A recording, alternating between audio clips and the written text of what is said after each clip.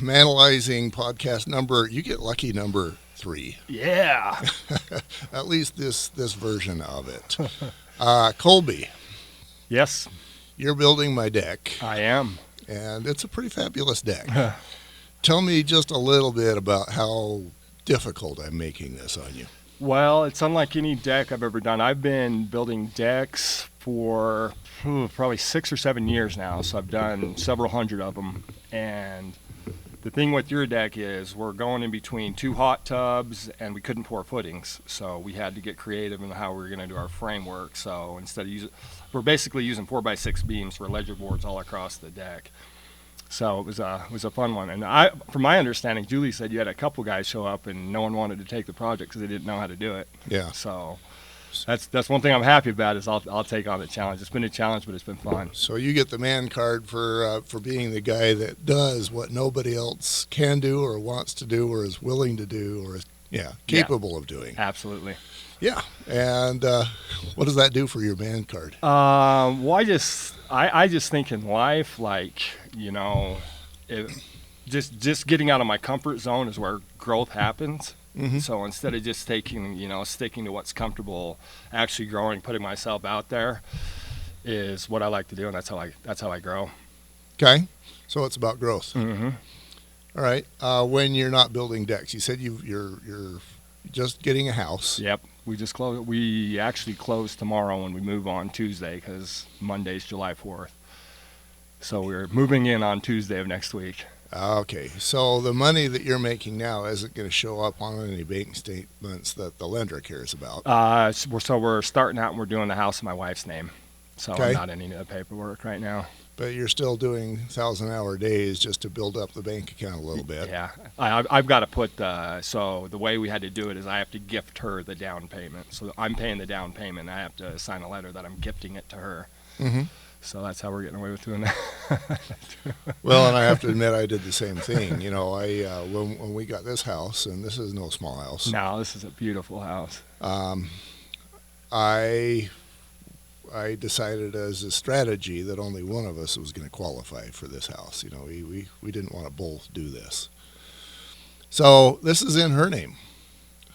And what does that do to you? Does that do anything to you knowing that it's her house? No, I used to think I would be insecure if my wife was making as good as money or better money than me. Uh-huh.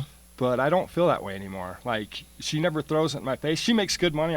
We both make good money. Right. But I don't think I would allow that at this point in my life with my relationship with her. I don't think I would allow I don't think I would allow myself to feel less of a man because she's making more money than I am or making the same amount of money as I am, because she's amazing at what she does. What does she do? She is VP of sales at a software company. So in the solar industry, solar is a really big industry right now. Right. She works for a company that creates software for the salesmen of a bunch of different solar companies to simplify their sales process. Uh-huh. So she's been in that industry for going on 5 or 6 years now, and she's built up a great reputation. So she's never had a problem finding a job in that industry. So yeah, my wife, she qualified for this home. She built it. She made all the choices. And this was an agreement that I made with her. I was like, I've built homes before. I feel like you lose a year of your life every time you do. So you can have your home, but you're going to build it. You're going to make the choices. You're going to do the supervision. Don't ask me about plumbing. Don't ask me about flooring. Don't ask me about paint colors.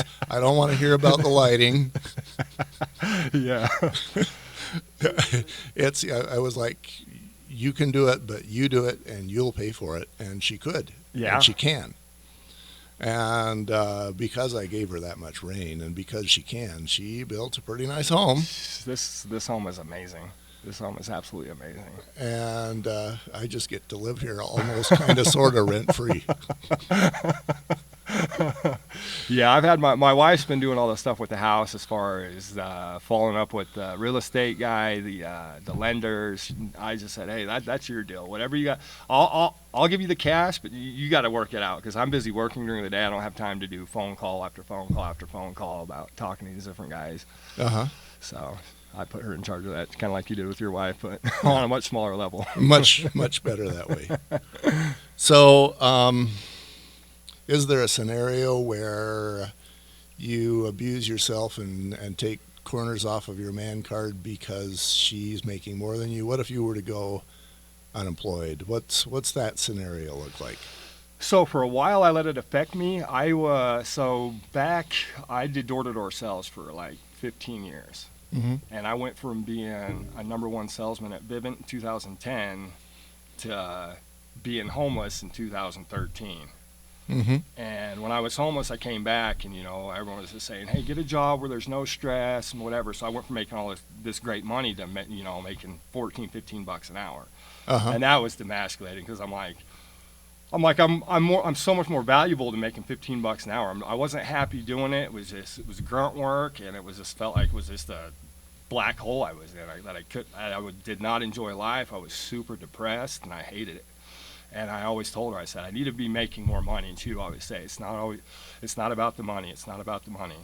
And for a while, I made it about the money. But when I let go of saying, hey, I have to make this amount of money to be this caliber of person, when I let that belief go, my life got a lot easier. I make great money now, but I'm self-employed, so Yeah. it's a little different because all my jobs have my name on it. I take a pride in the product that I deliver to my customers. Yeah. Well, and you're certainly providing that here on this deck. My goodness. Yeah. Thank you. I go out. This is for the listener. I go out and I'm like, oh, what you doing now? And then you're like, well, I'm changing everything because I don't like how squishy it was. And I'm like, dude, Yeah. I probably wouldn't have even noticed. So let's talk about the rest of your man card. How's it doing? Where's it strong? Where's it weak?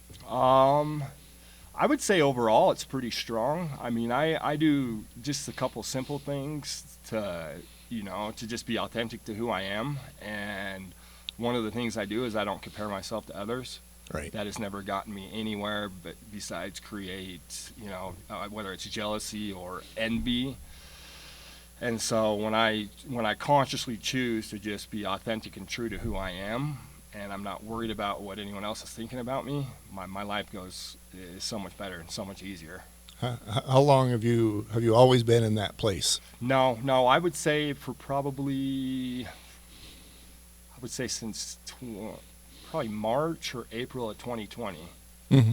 And the reason I remember that is because I was in rehab for like the 16th time in my life, going through a tough stretch. Never thought I'd want to get sober again in my life. And I just had an experience with Jesus Christ that changed my life. And from that point, I've been on a different level. It's been really cool. You're happier now. Way happier. Let's talk about when you weren't happier. You said 16th time.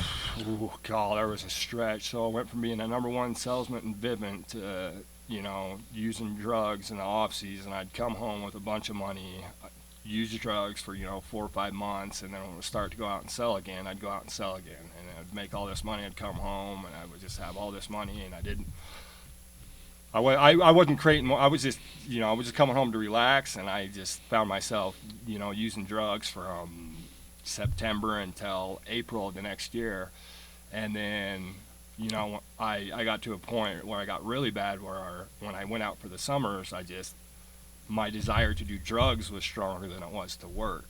Right. And when that happened, that's when I lost my job. I was sent to rehab. I ran out of rehab, back and forth, being homeless and coming back because I wanted drugs more than I wanted anything else.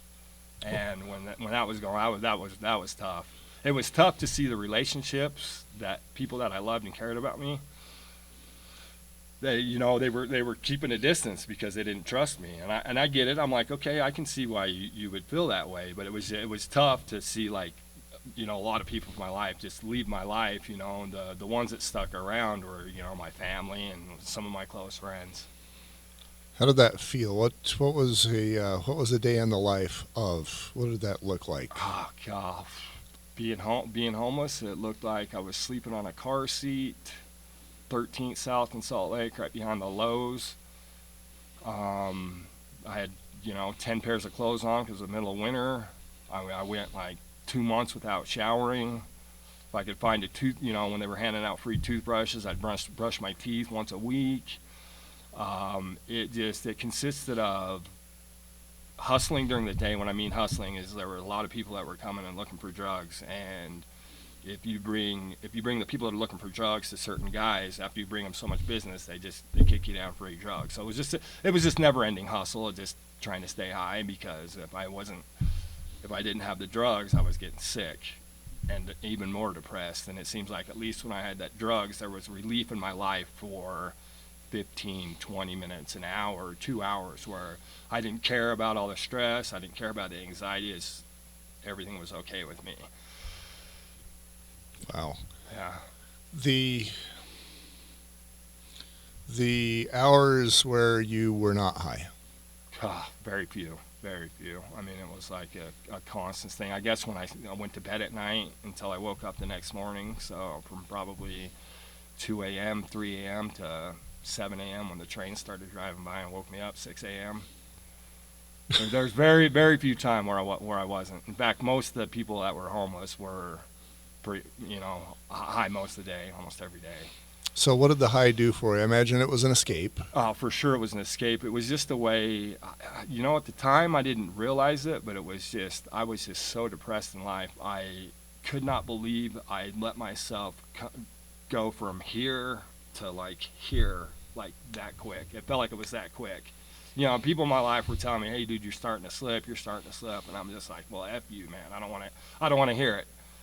And then all of a sudden I find myself in a really low spot. I'm like, I was beating myself up, like, how the heck did I allow myself to get to this point in my life? Okay, that's what I want to talk about now, is when you're beating yourself up, you're lost.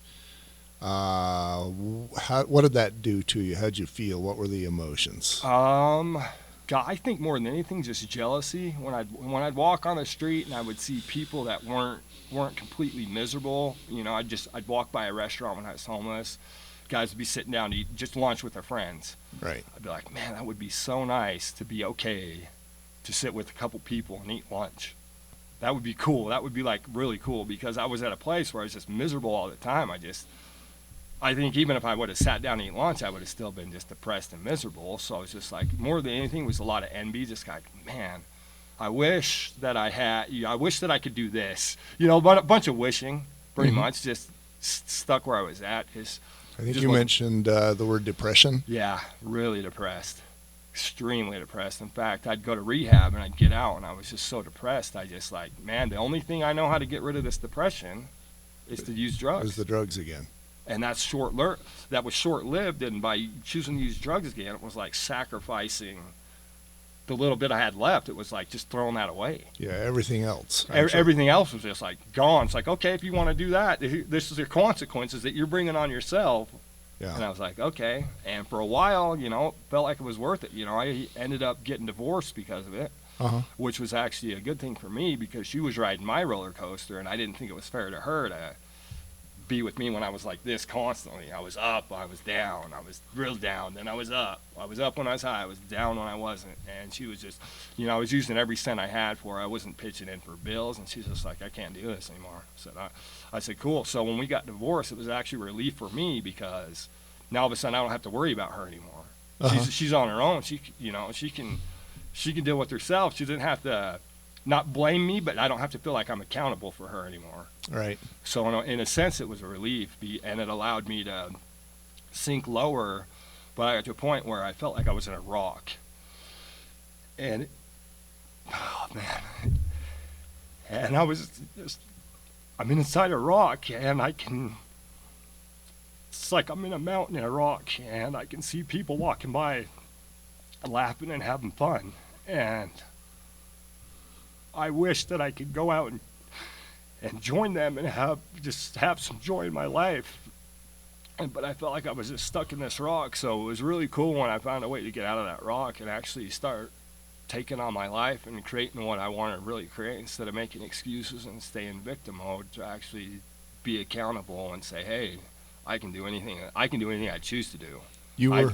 You were in victim mode, and then you went to I can choose to do anything I want. Yeah, well, I mean, I just had an experience where I've seen who I am, and when I got to the point where I remembered who I am, it changed my life.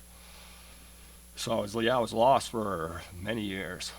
And then you used a term I've never heard before, in a rock. You were not on the rocks. You were not under a rock. You were in the Like a rock. cave, like I could see a little hole out, and I could see people walking by laughing, having fun. And I feel like I'm stuck in this rock, just detached from the world.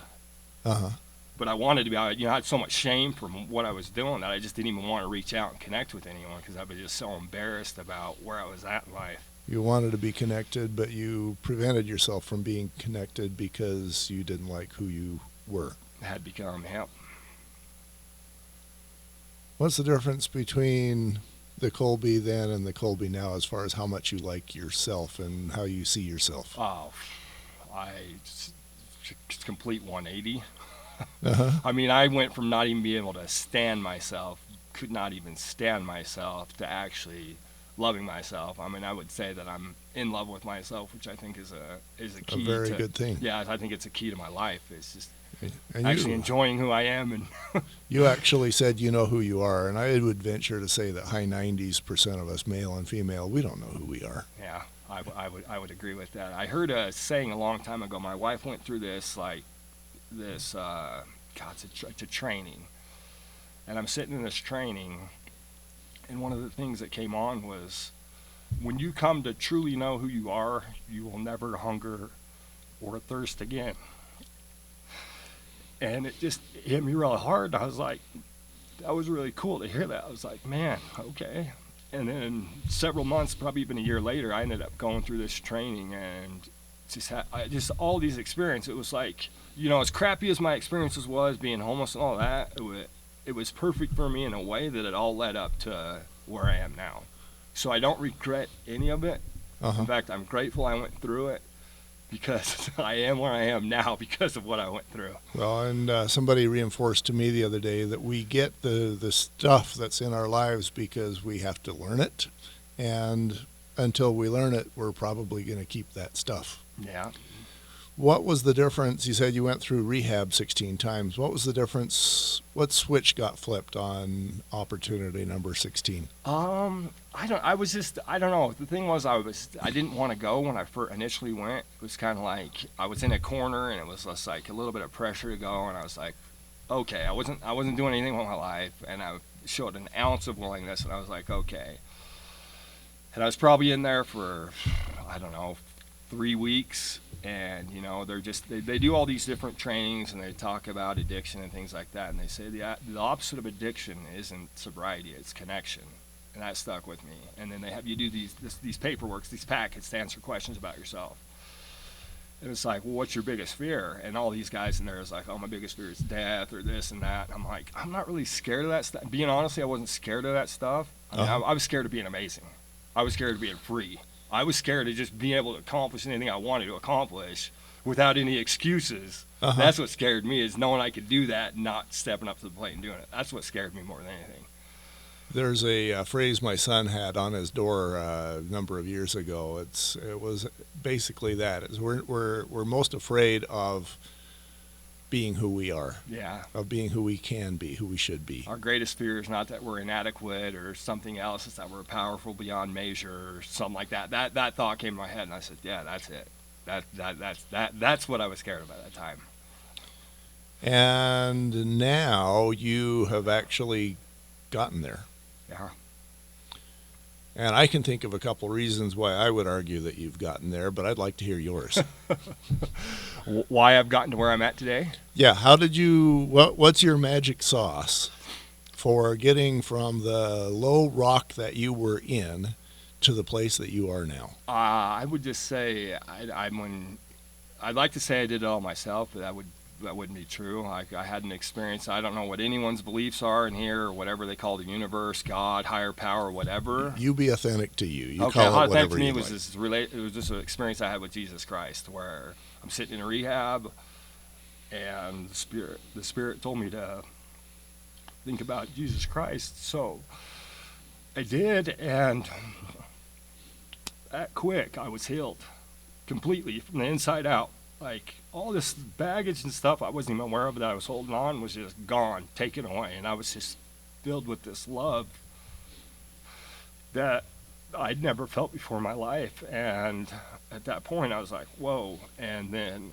I made it a point to just spiritually put myself in a spot where I was happy, because I feel like that's the key for me is my spirituality. Mm-hmm. I don't think it's not religion, it's whatever anyone wants. For me, it's my spirituality, my connection with myself, my connection with God, Christ, others. That's what I say is the biggest thing in my life. What advice would you give to your drug addicted self? Hang in there. Okay. Don't, even though you might feel like you're losing all these things, you're really not. Hold tight and just know that it's all for a purpose. It's all for a purpose, and it'll work out in its perfect timing. That's tough. Mm-hmm. That's really tough, because I can only imagine that when you're in that rock, hearing the words "hang on," you're like, I can't do that. Yeah, because it was hard, because I felt like these convictions I had before I started going through it, all of a sudden I start wanting to feel like some assurance that, what I was so passionate or had such strong convictions of before, I just wanted some like confirmation that those are still true. And for a while, I couldn't feel anything. I was numb. I wanted to feel something, and I couldn't. So I felt lost. I was like, man, I didn't know if I was ever going to be able to come back. That's the thing that was most depressing, is everyone's like, oh, just do this, and because you're this. And I'm like, well, I don't feel like I'm that guy anymore. I just felt like it had changed me. And it wasn't until I had these experiences that had come back, and it was like, yeah, you're still this guy. You just, you went through this hard time, but look what it's done for me. So what did it do for you? What did going through that teach you?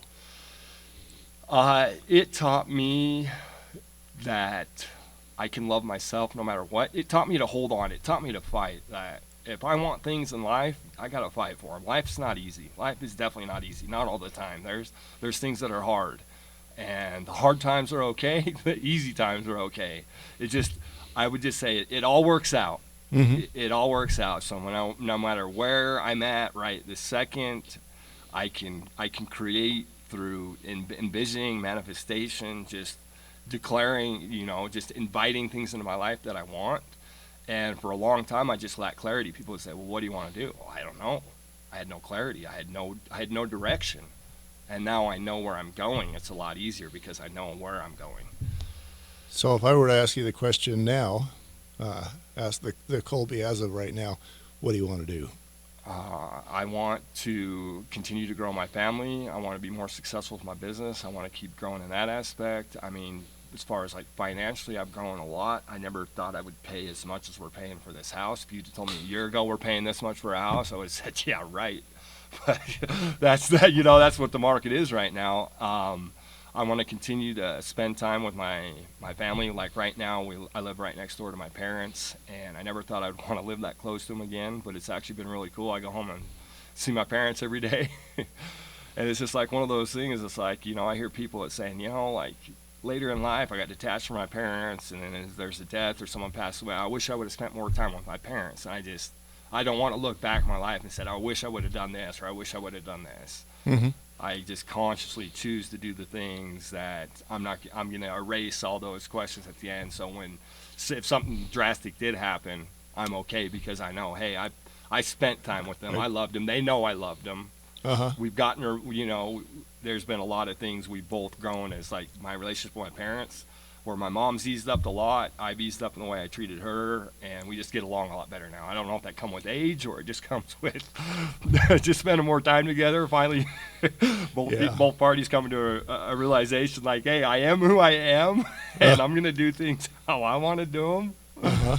I'll respect you, but just please, like, I'm not 11 years old anymore. Yeah, I can live next to you, and I still may be your son, but I'm still my own man. Yeah, exactly. Yeah, I can identify with that, because my parents are both passed now, and I understand that it's very common when you have parents go.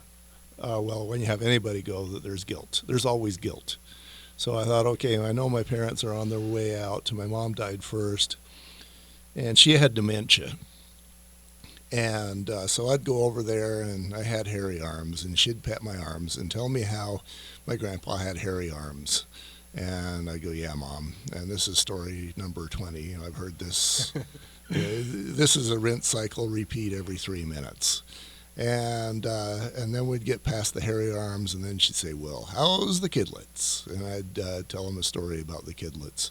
And then she'd pet my arm again. and and then it was, well, how's the kidlets again? And I didn't want to tell her the same story, so I made something up. Just to not bore myself to death. You know, well, one of my daughters went to Asia last week, you know, and but I knew, just like you, that there would be a day when she would be gone, and that I needed to spend some time with her, so that I wasn't feeling that guilt. Yeah. Same thing happened with my dad, actually. You know, I'd take him. He didn't have dementia, but he had dentures. And that was worse. So I'd take him. He had this deal, like, if you come to my house and if you take me somewhere to eat, I'll pay. So that was what he wanted, just to be taken out of the house. Yeah. And so I didn't want to spend a lot of time, so we went to the local KFC. It was a mile down the road.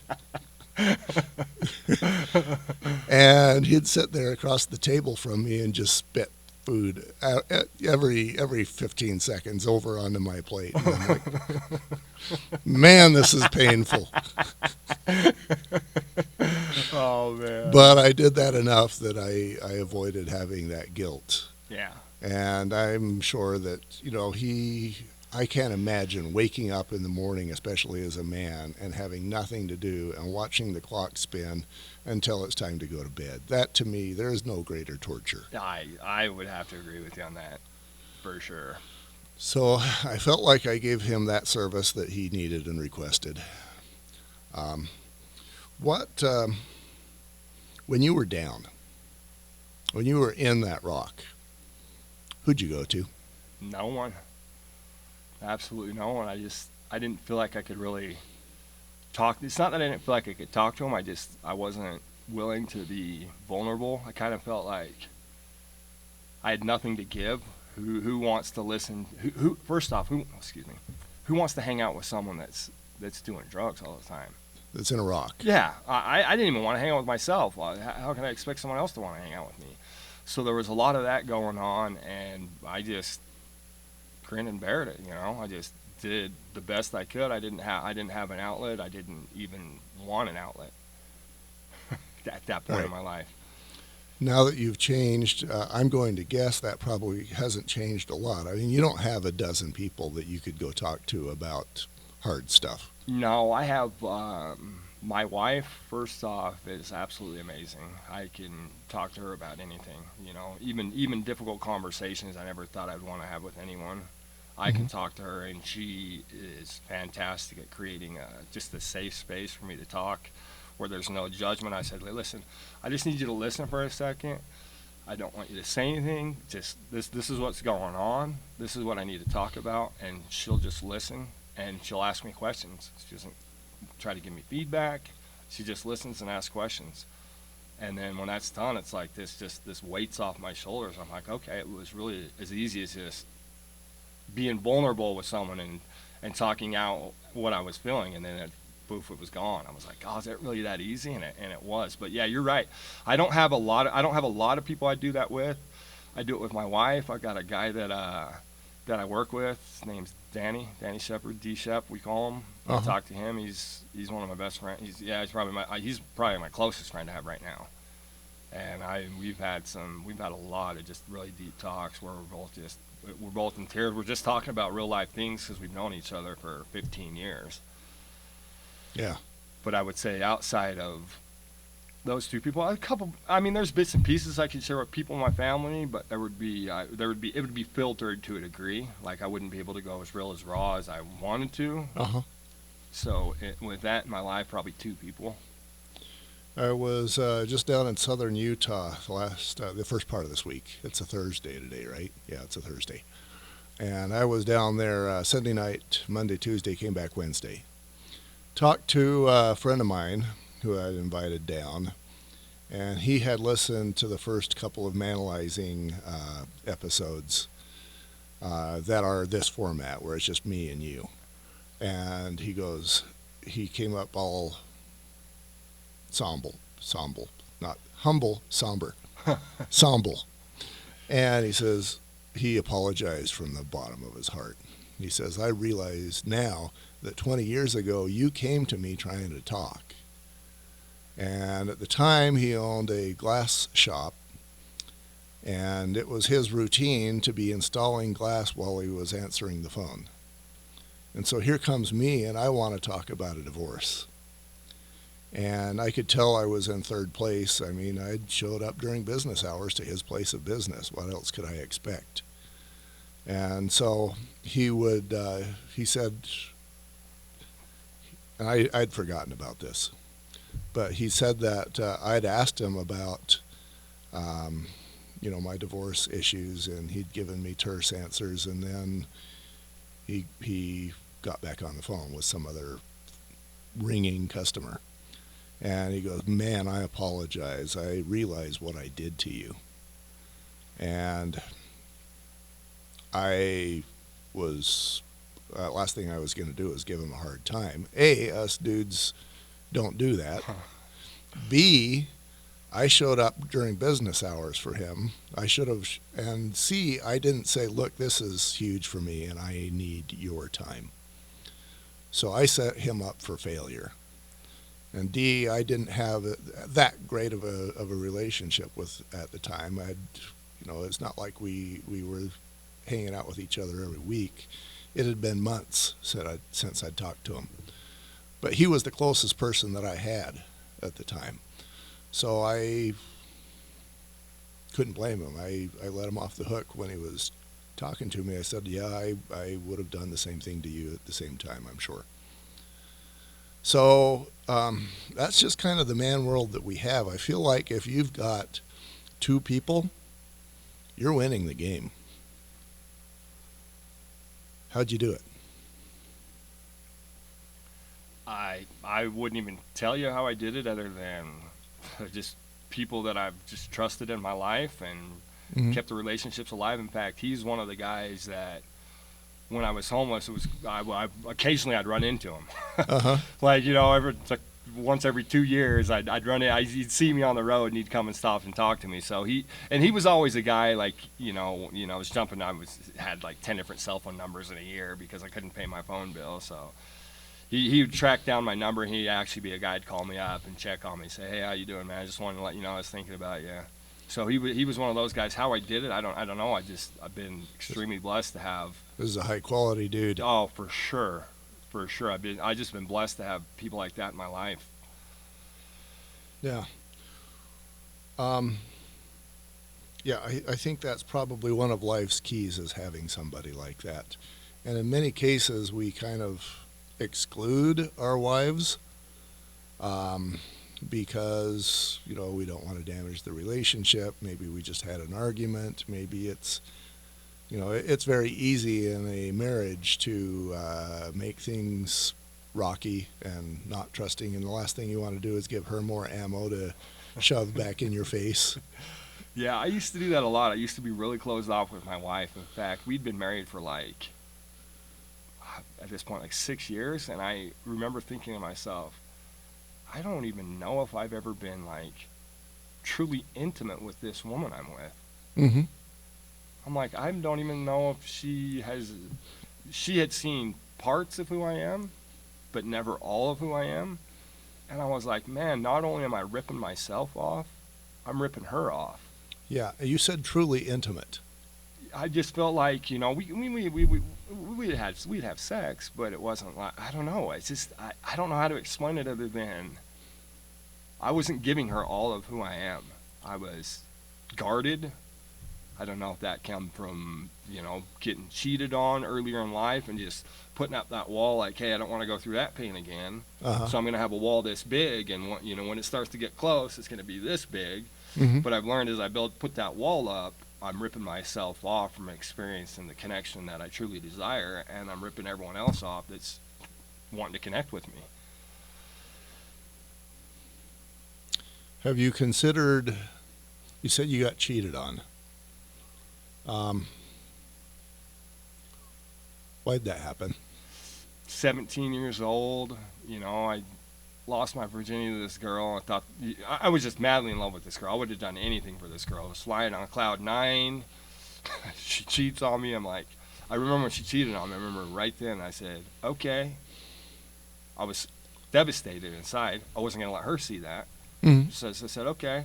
And I remember I put up this wall, and at that point on, I just used her to have sex. I didn't care about her anymore. I was like, okay, that part's done. And I used her. And I think more of anything, it became habitual to just guard myself from being that vulnerable again. I didn't like to go through that pain. Right. But as I've gotten more and more in life, I said, by keeping that wall up, it's keeping my relationships, If you could base a relationship on a scale 1 to 10, 1 being the worst, 10 being the best, it's keeping my relationships at like a 4 or 5. Yeah. When really, I want a 10 because I want to show up authentic and unique, and I don't want to, if I'm rejected by someone, I don't want that. I don't want to allow myself to base my self-esteem on what someone else thinks about me. That is a new flavor of what I call the roommate syndrome.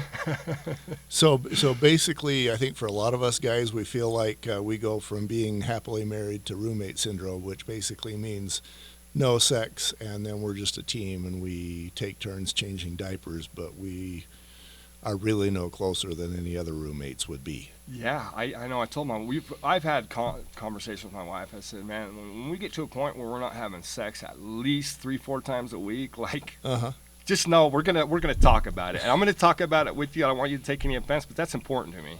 Like, for me as a man, for me myself, I can speak for myself. I can't speak for everyone else. Mm-hmm. Like, being physical is important for me. That is my love language right there. That's a lot of our love languages. Gosh. And I remember my first marriage. I had complained long and loud, and I twisted and turned and tried to find something that would work. And she finally said, "Well, that's your cross to bear." Oh man. And I held on to that one until well into the divorce, and she said something about, well, I want this and this, and I said, well, that's your cross to bear. I let her know I remembered that phrase. Yeah, that would be tough. I mean, my wife is just so cool. I don't, from where I'm at now, my relationship's completely different than where, I feel like me and my wife, we got married again. We got divorced, we got married again. You married the same woman again? Yeah, I married the same woman again. I loved her. She, with going through me and all my addiction and stuff, was a blessing for her. She's told me she's so grateful that I went through that for her, because she feels like I did it for her. And I was like, okay, because she stepped up. When we first got married, I felt like I was on a different level than her. I felt like I was higher. I was kind of like trying to bring her up to my level. Mm-hmm. Because I felt, not that I was better than her, but I was just on a different level than her. Right. And then when I was going homeless and she was like, kept going up and I was going down, I'm like, man, I'm not, she's on a different level than me. Right. But there was things I missed about her like crazy, and I was like, this is the girl that I want. It's her. That's an important thing that you learned. I love that you said, and I can't let this go without noticing it out loud. You said that when you come to her, she listens. Yeah. And asks questions. Mm-hmm. And so I think, important. So important. Yeah, I think that's probably the recipe, because and what us guys get accused of all the time is trying to fix our women. Yeah, right. So she comes and says, I have this nail in my head, and we immediately go to, well, take it out. and that just pisses them off.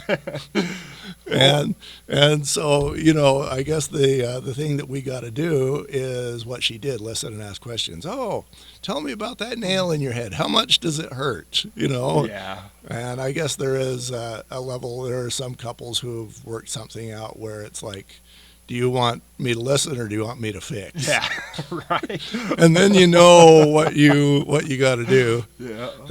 I'm like, babe, I'm not a mind reader. That's what I tell her all the time. Like, I know you like want me to do these things, but like, I'm like, seriously, it's not that I'm not in tune with you, but like, I'm not a mind reader. So just tell me in simple terms, and then we'll be on the same page. But as far as like hoping that someday I'll just figure all this stuff out, it's probably not going to happen. Just being real with you. But that might be the recipe, though. Is and us guys, of course, a woman is always just going to default to listening, and so they've got all these skill sets that we just don't have. If I told you I had a nail in my head, you'd pull it out. I'd be grateful. I wouldn't need to be telling you about how much it hurt me or which ventricle it's stabbing. But I sounds like that's probably one of the reasons why she's magic for you. Yeah, is because she listens and asks questions. There's no fix there. There's no, well, here's what you should do. That sounds like a pretty good woman. she's amazing, absolutely amazing. Yeah.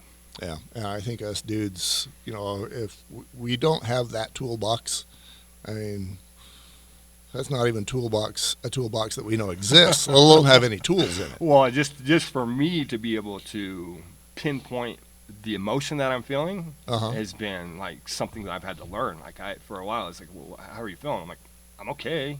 Well, what does okay mean? I don't know. Like I'm not crazy high, but I'm not crazy low. I'm just kind of like in the middle. That was my scope, and I think just generally speaking, women are a lot more in tune with how they feel than definitely than I am. I'm not going to call for all guys, but definitely in me, I'm just like, yeah, I'm good, I'm okay, I'm bad. The three emotions that I would describe. And now I'm a little bit more in tune with myself. I'm anxious, I'm stressed, I'm pushing things, I can slow back. I'm just more in tune with me spiritually, and because there's signs all around me all the time. My body's going to tell me, hey, this is what you need, or my mind, or my spirit. They all work in unison. They're going to tell me what I need. They're going to show me the way. I just got to be in a frame of mind, not even a frame of mind, but a willingness to listen.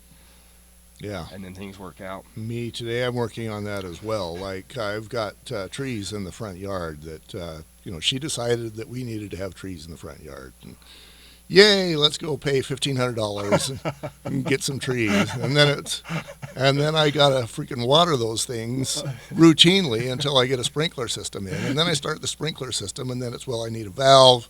I need, the funny pipe. I got to have the little poker that goes to the small ones. I got to have adapters. How am I going to kink the ends? Is that going to be enough?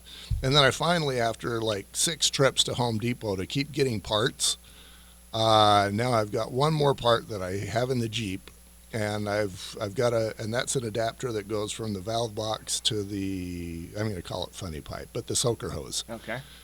And I got that one more thing on, and the thought of putting that thing on in the heat just pisses me off. Because I've been out there so many times in the heat. I mean, you can handle it. You're a manly man. But the thought of just doing that just makes me mad. And all she has to do is mention trees or sprinklers or water, and I'm just red zone, red zone. And she'll come down and start talking, and all this time I'm thinking I needed to get the trees. I need to get the trees. I'm tired of watering. I hope I have the part right. I need to find out, and I need to get the trees. And she keeps talking, and then I go to Gurr, having her done nothing at all. But I don't mention that I'm just being stressed out and pissed off because all I can think about is that freaking part and the trees. So we do that. And I guess the answer to that is mention how we feel. What a strange concept. Completely foreign to me, because growing up, I wasn't in a family where I ever saw my dad talk about how he felt. I knew when he was mad because he was yelling. I knew when he was happy because he was smiling. But as far as like sitting down and being taught about just like basic things, I mean, I look at my mom and just, I don't know, I saw their relationship. Yeah, I was never taught, like, this is how you have a relationship with a woman. I'm like, my dad never taught me that stuff. I saw things, but I was never like, hey, this, my mom would be like, hey, open doors for women. So, okay, I was like, all right, I can do that. So she taught me, kind of how to treat a woman, but it didn't come from, like, watching my dad be with my mom. It was just growing up. There was just a lot of just disconnect. It was just this triangle. We'd go to church and we'd be taught about these things. Then my mom would belittle my dad in front of the family, and I'd get mad at my mom for doing that. I'm like, we just learned in church you shouldn't be doing that. What are you doing? My dad would get mad at me for getting mad at my mom. She'd get mad at him for getting mad at me, and it was just this triangle. And I felt like I was the only kid that would actually stand up and say how I was feeling. So I took a lot of the whiplash, not even the whiplash, but a lot of the attention went on me, even though it was negative. I was like, well, I'm the only one that's going to say it. We just learned this thing. Like, why can't you just treat them with respect? Are you the oldest? Second oldest. Okay. The oldest was gone at the time? No, 11 months older than me. He was more quiet growing up.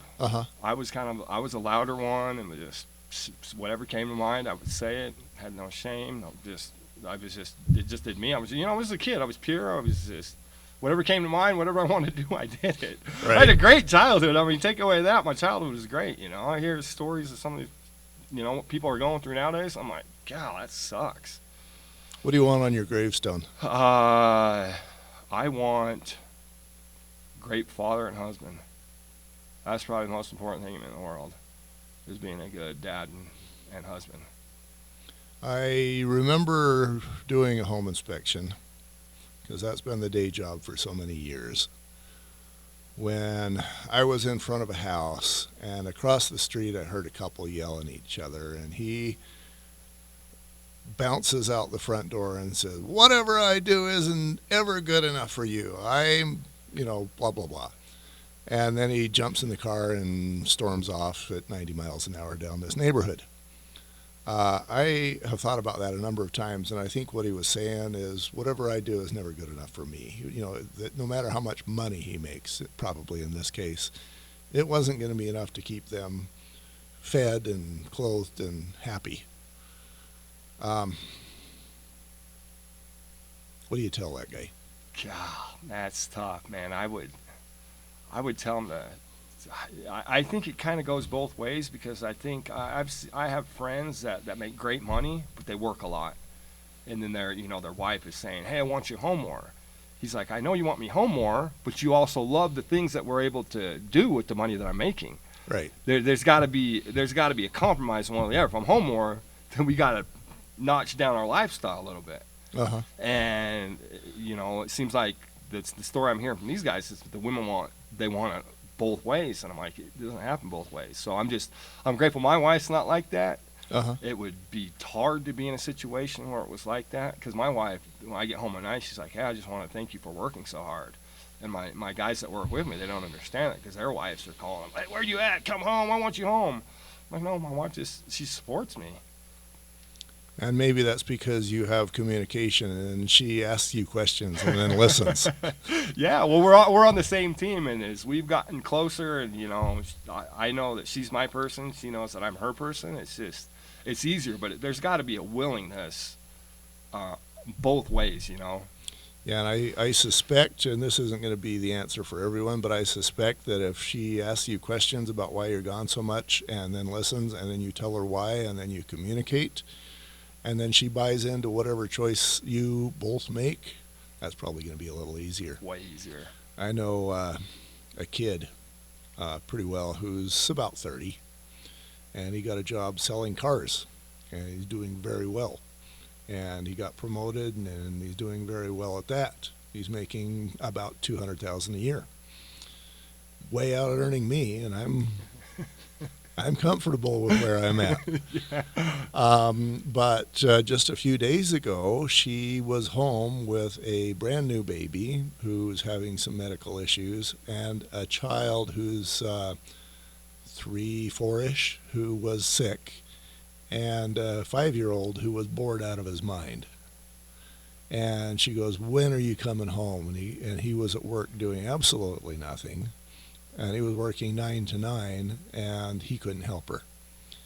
And that's tough. That is tough. So now he's looking to go from a $200,000 a year job to a 60 to 80. That's what he's looking for, because that's what they want. Mm-hmm. And I guess as long as you do that listen thing, then that's okay. Yeah, absolutely. Yeah. Um, this is the point where I have one final question. Okay. Who are you really? I am a powerful, creative, inspiring, loving, authentic spirit being of light. And as such, my eternal purpose is to bring kindness, empowerment, and truth so that peace, love, joy, acceptance, forgiveness, and abundance lives throughout the world. Dang, we could start the podcast and do another one on that. Is that what kind of training is that got you there? Well, it's this training up in Salt Lake called Impact Training. But like I get to choose my creation statement, and it can vary because I'm more than just those things. I feel like I'm like all the positive things. Like I could go on and on of the list of the things I am. I'm courageous. I'm kind. The list goes on and on. But whenever I'm going through a hard time, I just repeat who I am and what my purpose is, and it's just like this weight is lifted. It just hones me back in and like, okay, it's okay. I got this. Okay, so I'm going to confess right now. You said I'm a blah blah blah of light, blah blah blah blah blah, and I was like, yeah, those are all good words. But then I heard of light. It's kind of like Charlie Brown and the school teacher, rah rah rah rah of light. Why did you pick of light? Because I feel like I know that I am light. I'm light. I am love. I'm kindness, I'm truth, I'm honor, I'm abundant. Yes, you are. You run into people on occasion who there's a light there. Yeah. And from my very weird, twisted point of view, you don't expect a contractor to be a man of light. We all are. When it comes down to it, I believe every person on this earth is a spirit being of light. Yes, we are. Yeah. Thank you. You're welcome. Good stuff, man. That was cool.